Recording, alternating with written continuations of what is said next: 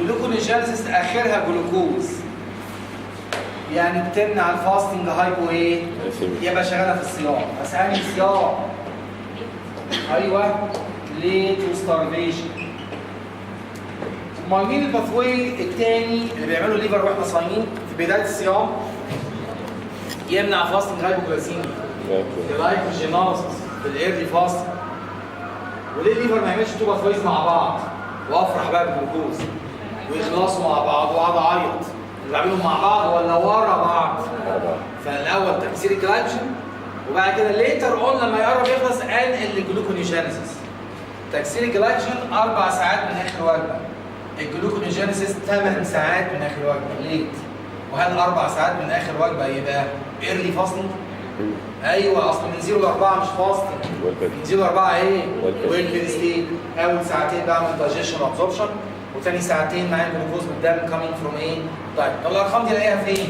في الشابتر بتاع الانتجريشن، شابتر عليه ايه؟ انتجريشن. طب وازاي نظبط دي ايرلي ودي ليت؟ ربنا سبحانه وتعالى مظبطها بالريجوليشن. ايه طريقه الريجوليشن؟ البطيئه، الريجوليشن بس سريعه وقويه كمان، صح؟ ثانيه واحده يبقى ادي ريجولاتوري انزيمز وطريقه الريجوليشن جين ريجوليشن. يلا قولوا لي دول الجينات بتاعتهم هيتنشطوا بايه؟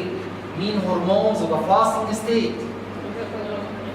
جلوكاجون والابنفرين. وهنا يتقال كورتيزول بينشط الجلوكونيو جينيسيس بس ملوش دعوه بتكسير الجلايكوجين. ملوش دعوه بتكسير ايه؟ اشمعنى يعني؟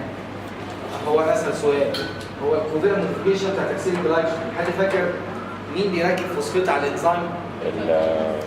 يعني قولي الاول. طب الجلوكومينيفرين دول مش عن طريق سكن ماسنجر اسمه سايكل بي، واللي نشط كاينيز معتمد على سايكل بي. يعني الجلوكومينيفرين بيركبوا على ريسبتور من بره الخليه ويبقى اشاره داخليه اسمها سايكليك ام بي، هتنشط كاينيز يركب فوسفيت. الكورتيزول ملوش دعوه باللي انت بتقول عليه خالص. الكورتيزول سنه اولى ده ليبيد النيتشر، ده يعدي الممبرين بتاع التارجت سيل من غير سكن ماسنجر ويروح يسبق على جين ايه؟ على الجين. ملوش دعوه بالكوفيلنت موديفيكيشن. طب ثانيه واحده، طب ما في كوفيلنت اهي. ثانيه واحده، انت عايز الجلوكونيوجينيسيس دي طريقه سريعه وقويه في الايرلي فاستنج ولا ليت؟ او نسيت تحط الهدف الثاني، والهدف الثاني اطفي عكسها في الليفر. اطفي عكسها في الليفر وانا صايم، جلايكوليسيس، بفرز عكس بعض.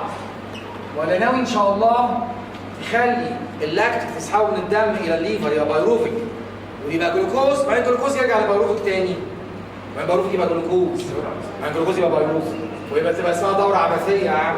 لما تشغل الجلوكوجينيسيس توقف ايه؟ ولا واحد من الاربعه له كوفيلنت. امال انت كاتب كوفيلنت ليه؟ مش عشان الاربعه دول الجلوكوجينيسيس ايرلي فاستنج ولا ليت؟ دي مش للجلوكوجينيسيس. وطبعا هرمونز الفاستنج بتركب فوسفيت. مين ده؟ يعني بتاع باثوي اسمه ايه؟ ده بتاع الجلايكوليسيس يا عم. طب لما الهرمونز الفاستنج والجلوكومينيفرين يعملوا فوسفوريليشن يحصل له ايه؟ دي اسمها جلايكوليسيس. يعني اولها كلمه ايه؟ يعني واكل. يعني واكل يعني شغال بالانسولين بالدي فوسفو، يبقى فوسفوريليشن تساوي انهيبيشن. يبقى دي كان تنشيط للجلوكونيوجينيسيس ولا سويتش اوف جلايكوليسيس؟ ولسه ليتر اون هشغل الجلوكونيوجينيسيس باي جين اندكشن بالهرمونات. دي كانت سويتش اوف ايه؟ جلايكوليسيس مش اكتر. ده البايروفيت كاينيز بتاع الجلوكونيوجينيسيس ولا بتاع الجلايكوليسيس؟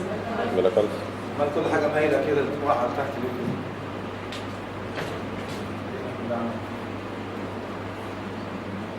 لا كنت بعمل فوسفوريليشن لحد تاني. مين يا عم؟ هو انا خدت انزيم لوجو ان باي فانكشنال انزيم كان بيكون مركب في الويلفيد ستيت اطمن من الساندويتش، كان اسمه ايه؟ فراتوز 2 و6. وليه بتقول على المركب ده شغال ويلفيد؟ لانه كان بيساعد الجلايكوليسيس، وهسمع كلامك واكتبها، وكان بيوقف الجلوكونيوجينيسيس. مركب زي ده في الصيام دلوقتي عايزه يتكون ولا يتكسر؟ يتكسر ويختفي. طب ليه كده يتكسر؟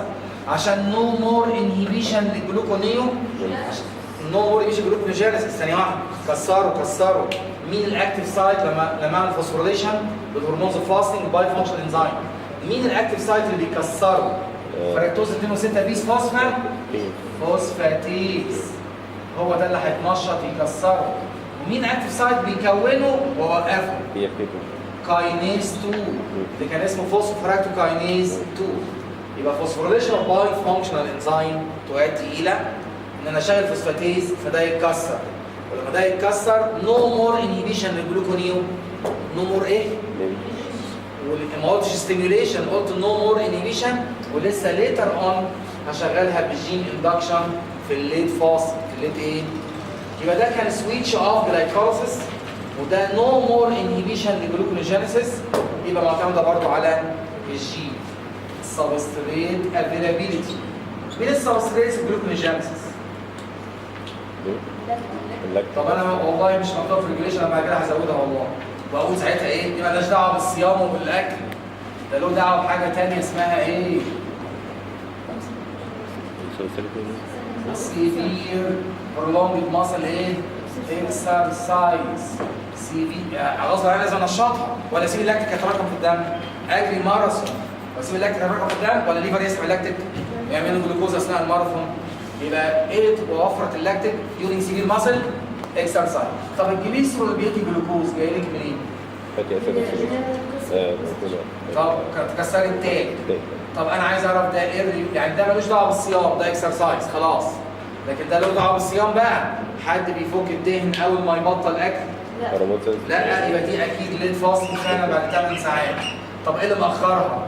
حد فاكر الهرمون السؤال بتاعك اللي ابتديت بيه واحنا داخلين، انهي واحد يشتغل اديبوز بقى، جلوكاجون ولا ابينفرين؟ جلوكاجون هنا موجود بس قليل وضعيف، الاقوى ابينفرين له ريسبتورز اكتر. امال الجلوكاجون ريسبتورز بريزنت مينلي فين؟ ليفر. يبقى دي لايبوليسيس، ما حدش بيفك الدهن اول ما يبطل اكل، ليت فاستنج اهي بعد 8 ساعات من الوجبه، مستنيه مين بقى؟ الجلوكاجون بيشتغل بس تاثيره ايه؟ ضعيف. طب لما تعمل جلوكوز فروم امينو اسيدز، جبت الامينو اسيدز منين؟ من الماسل بروتيوليسيس، تكسير الماسل بروتينز. وهنا هقول حد مثلا يصوم نهار رمضان ويفطر ساعه المغربيه يجيله ماسل ويستنج، لكن لو كمل 24 ساعه وكمل اليوم الثاني ممكن يحصل له بروتيوليسيس. يعني نهار رمضان عادي كده لحد المغربيه مش هيجيلك ماسل بروتيوليسيس، مش هتلحقي. فاسال سؤال، لو كملت بقى 24 ساعه ونكمل ثاني يوم هيحصل ماسل بروتيوليسيس. مين الهرمون ده الاساسي في البروتيوليسيس؟ ده اللي هيخليكي بعد يوم كورتيزول. وما ننساش السؤال اللي انا مليته لكم في اسئله الترم الاولاني مهمه. قلت لكم سؤال مشهور بيتسال، انت في الايرلي ستارفيشن مين المصدر الرئيسي للجلوكوز اللي جاي من الجلوكونيو؟ لاكتيك ولا جليسرول ولا امينو اسيد؟ اللي هي دي اللي قلناها في الانتجريشن، اللي هي ايه؟ بعد اول 24 ساعه من غير اكل يعتبر ايرلي ستارفيشن لسه. في بروتيوليسيس تحصل والامينو اسيدز هيدوا جلوكوز في الليفر بكميات كبيره. ليه؟ قلنا ان الليفر في الفاستنج البرولونجد ستارفيشن بيبعت نوعين من عمله الطاقه للبرين، جلوكوز وكيتون بادز، الاثنين بيعدوا بلاد برين. بس قلنا بعد 24 ساعه ابتدى الكيتون بادز تطلع من الليفر، لازم استايل بيها يتراكم في الليفر لحد ما تبقى 24 ساعه فيبتدي يتحول الى كيتون بادز. قلنا البرين اول ما يجيله كيتون بادز في نهايه اليوم الاول بقى وجلوكوز يقول جمله لسه مش متعود اكسب كيتون بادز، متعود بس على الجلوكوز، فالبرين يقول للليفر معلش اعمل لي مور جلوكوز لحد ما اتعود اكسب كيتون بادز اللي هي الكيتوليسيس يعني. فالبرين قال للليفر اعمل لي مور ايه؟ جلوكوز. فالليفر قال للمصل هاتي لي مور امينو اسيد، هي دي البروتيوليسيس. فانا بقى ليفر اعمل له مور جلوكوز. اسال سؤال وبيكلموا بعض ازاي؟ هرمونز. البرين اللي مش عارف اكسب كيتون بادز يقول ايه؟ بيطلع اشاره استغاثه، اطلع اي سي تي اتش من الاتيوبيتوتري. اشمعنى؟ اصل ده بينشط سوبراين كورتكس، طلع كورتيزول، ما هو ده الهرمون بتاع البروتيوليسيس. يبقى الاي سي تي اتش طلع من البرين الاتيوبيتوتري، فاروح كورتيزول طلع من السوبراين كورتكس نشط البروتيوليسيس. بعد اليوم الثاني، ده كان اليوم الثاني اللي كان فيه حاله البروتيوليسيس، يعتبر ايرلي ستارفيشن، واعمل ساعتها جلوكوز ميني فروم امينو اسيدز عشان البرين. اليوم الثالث البرين والكفايه، بقيت اعمل كيتوليسيس بجانب اكسبت الجلوكوز. يعني البرين يقول يقل الريليز اوف اي سي تي اتش فيقل الريليز اوف كورتيزول فتقل الماسل بروتيوليسيس اللي كانت مؤقته في اليوم الثاني. عشان كده قلت لكم لو كملت بقى مش نهار رمضان 24 ساعه من غير اكل ودخلت على اليوم الثاني يبقى انت ابتديت تصل لايه؟ بروتيوليسيس.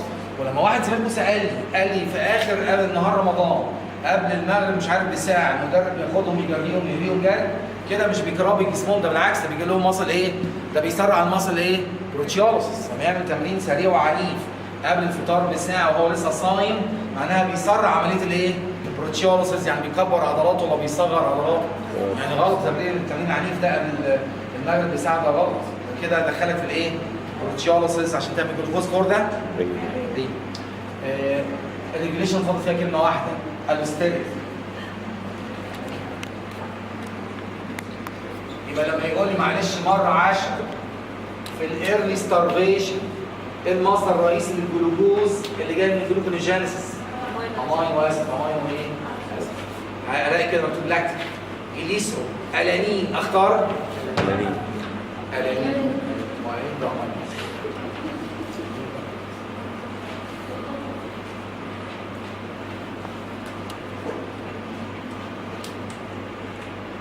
لسه كان واحد سنه اولى زي امتحان عامل يساب الكشكول بتاعه عندنا في الاسم بتاع المحاضرات. بصيت في الكشكول لقيت ادي محاضره فيسيولوجي 3 4 5 ورقات كاتبهم، يعني انتوا سنه اولى يعني بيستهجوا كده، يعني اناتومي 3 4 ورقات، فيسيولوجي، كيمياء بقى هو الالانين والكلايسين وبعد كده رساله قطع. مفيش حاجه ثانيه بعدين ظهرت بعد كده يعني، وان المحاضرات اللي بعدها واللي بعدها شغالين طبعا. اشمعنى يعني؟ عندكم مشكله؟ مين هيعمل الستيريك افكت؟ اللاكتيك رجع للبايروفيك. البايروفيك دخل الميتوكوندريا ابو 3 كربونات. ابدته اول خطوه ريجولاتوري في الجلوكونيوجينسيس. مين ده؟ بايروفيك كاربوكسيليز حوله الى اللي هو خرج ان ذا فورم اوف في السيتوبلازم رجع ومشي جلوكوز. السؤال مش البايروفيك اللي بيعمل اللاكتيك ده كان له اختيار اخر انزيم اسمه بي دي اتش بايروفيت ديهيدروجينيز كومبلكس يحوله الى استايل كوي، بل ان الاستايل كوي بيتكون فعلا في الليفر دلوقتي من مصدر اسمه ايه؟ اوكسيديشن جايين من الاديبوز تيشو. السؤال لو معاك 100 مولكول بايروفيك من ال 100 لاكتيك هل تشتت ال 100 50% شمال 50% يمين، ولا دلوقتي في الصيام في الليفر تركز في اتجاه واحد اسمه جلوكونيوجينيسيس؟ انا عايز يبقى 100% كله مركز على الشمال. ما هو ده الالستيريك افكت بتاع الاكيوميليتنج مين؟ ايوه مش ده اللي كان مش عارف يمشي لقدام اوكزالا ستيت نوت افيلابل دايفيرت جلوكونيوجينيسيس كان بيتراكم عشان يدي كيتون ايه؟ بس يتراكم. محدش بيعمل الستيريك افكت الا لما يزيد ويتراكم. يعمل حاجتين يخليك تركز في اتجاه الشمال بس، الستيريك انهبيشن لمين؟ وفي نفس الوقت الستيريك ستيميوليشن لمين؟ كده ركزت في اتجاه واحد اللي هو الجلوكونيو جينيسيس، مش اتجاهين في نفس الوقت. وكل استايل كوين انت بي دي اتش بديهيه ومنطقيه. حد فاكر ليه استايل كوين بي دي اتش بديهيه ومنطقيه؟ برودكت. لان هو في نفس الوقت برودكت البي دي اتش حتى لو جاي من مصدر تاني، هو في نفس الوقت برودكت مين؟ بي دي اتش في الاصل. مش كده برضه؟ تعالوا بقى نشوف الجلايكوجين كده، جلوكونيوجينيسيس، نشوف الجلايكوجين.